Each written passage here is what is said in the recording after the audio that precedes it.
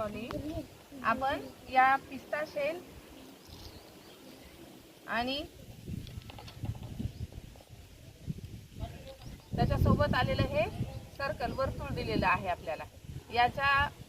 या शैक्षणिक साहित्याचा वापर आपल्याला संख्या वाचन करण्यासाठी घेता येतो। आता याचा कसा आपल्याला वापर करता येतो हा खेळ तुम्हाला मी समजावून सांगते। हे सर्कल आपण ठेवायचंय, नीट कर रे बाळा ते। एकेका विद्यार्थ्यांनी आपल्या हातामध्ये ह्या सेल्स कवड्या घेऊन याच्यामध्ये टाकायच्या। टाक बरं राहुल। हां, त्याच्यामधल्या न हलू देता कोणत्याही रंगाचे आपण काढू शकतो।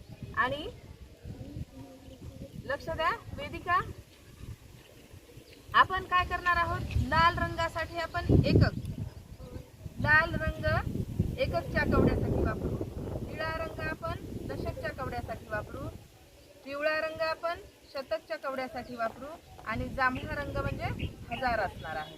यावरून आपल्याला 1000 पर्यंतच्या संख्यांचं वाचन करता येईल। आता राहुलने किती कवड्या काढल्या ते आपण पाहू। वेदिका पहा बरं किती कवड्या काढल्या। हल्लं की तुम्ही सांगायचे हा, आणि असाच गेम आपल्याला पुढे चालू ठेवायचा आहे। हल्लं तर या बाजूला करू आपण। आणि आता दाखव बरं एककच्या साठी किती आहेत हे वर्तुळ नीट कर।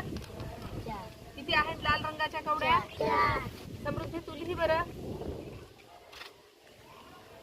त्यावरून आपल्याला संख्येचं वाचन करता येईल। लाल रंगाच्या किती कवड्या आहेत? 4। त्याच्यानंतरचा रंग कोणता दिलाय दशकसाठी? निळा। निळ्या रंगाच्या किती आहेत? 2। हे दशकच्या ठिकाणी ठेवू आपण। पुढचा रंग पिवळा, शतकसाठी पिवळा रंग आहे, तर पिवळ्या रंगाच्या त्याच्याकडे 3 कवड्या निघालेल्या आहेत। आणि जांभळ्या रंगाच्या किती आहेत? 3 आहेत। म्हणजे 3, 3, 2 आणि 4 यावरून मग कोणती संख्या तयार झाली? वाचन कर बरं। 3324। शाबास। अशा प्रकारे आपल्याला संख्यांचं वाचन घेता येईल।